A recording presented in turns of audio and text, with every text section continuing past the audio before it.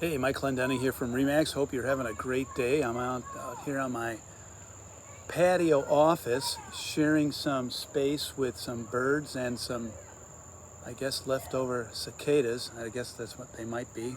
Sometimes they get loud.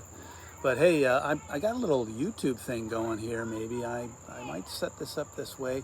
If so, hope you'll subscribe if there is such a way to do it. So, what about real estate? What's going on with real estate? Well, I'm going to share a couple things with you. I'm not going to take too much of your time up, but wanted to get some information to you. Hopefully it's helpful to you if you're thinking about this. And some of it I'm indebted to a guy named David Tomzak, who is with a place called Inside Lending. I'm going to read some of the data I'm reading. I get emails from him and so many different other lenders, throwing stuff at me. Some of it's good, some of it's really good, and he shares a couple things. And David Tomzak I think he's cousins with the former Bears quarterback or something. So he's got a national market update with pending home sales index, which is signed contracts on existing homes, dipped slightly in June. Now this is the national, and there are some markets that are not doing so well nationally relative to how they have been, and prices have actually stumbled a little bit. Nothing major, but there has been softening. We haven't seen that here. That's not been the case, but it should be noted that this is a national number. National Association of Realtors is unconcerned, it says, as mortgage applications have been rising, a trend that is likely to continue. Annual home price gains have slowed. May, S&P CoreLogic Case-Shiller prices fell 0.3%. So that's 0.3% for the fourth straight month, while prices of homes financed with conventional loans slid 0.2%. Both are still higher than a year ago. So it's flat. Let's call it what it is. It's flat. And that takes into account that there's some markets that are not flat. They're underneath, like certain parts of, I have a friend in Austin, Texas. His market has softened quite a bit. And if you go into certain parts of Florida, most of Florida actually, have experienced some difficulties holding the price line, and they've dipped a little bit. So if you take that into account, there's other places have gone up. Now that's our market. Our market has not gone down, but just hasn't raced away like some markets had in the past. So it's a very steady, kind of balanced market right now. All right, we got the review of last week with the job numbers, and you might have heard all this very big controversy.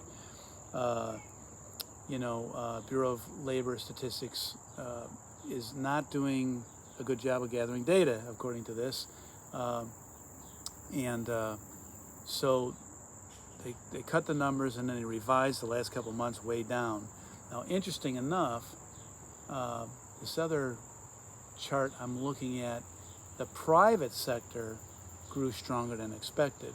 The private sector added 104,000 jobs in July, beating the 75,000 number forecast and rebounding from June's job losses, according to the ADP. So, minimum and large businesses led the way, each adding 46,000, while small businesses with less than 50 employees contributed just 12,000.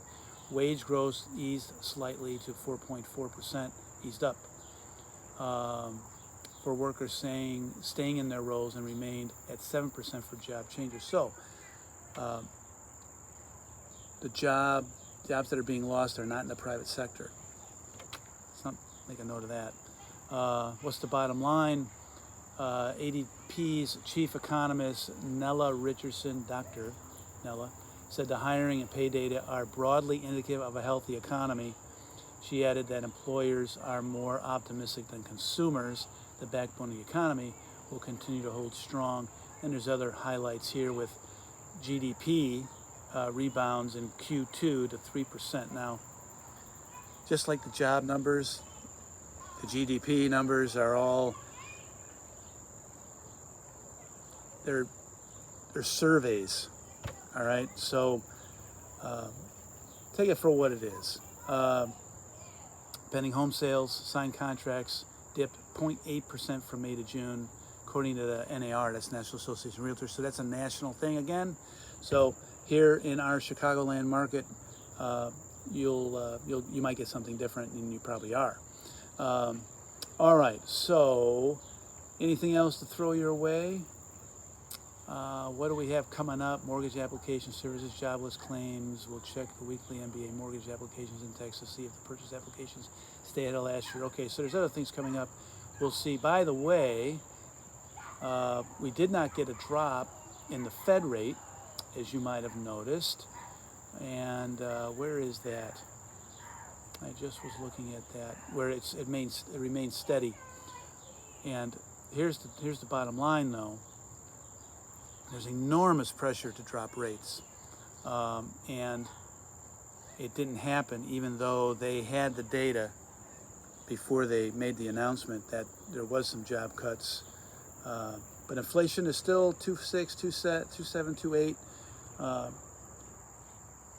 But after this past meeting, there is an 86% consensus, 86.3% consensus that the September 17th next meeting, there will be a probability of a current change in policy. That means a change in the rate, and that is certainly going to go down. So the current rate is at 4.25 to 4.5. That is the Federal Reserve rate. That's not your interest rate. So there is only 13% chance that rates are not going to be dipping coming soon. So if you're going to lock in a CD or something, you might want to do it now. Anyway, so that's what's up. Again, this is Mike Clendenning. Glad you watched my 7 minutes. 7 minutes. Wow, I hope it was interesting. Hope you got this far, and hope you can pass this on to anybody you think might benefit. If you need to reach me, phone number 708-514-5723, and let me know what's on your mind. And if you want some information specific to your marketplace, of course, that's easy to do. I can send you charts and make a video for you, just for you. All right, take care.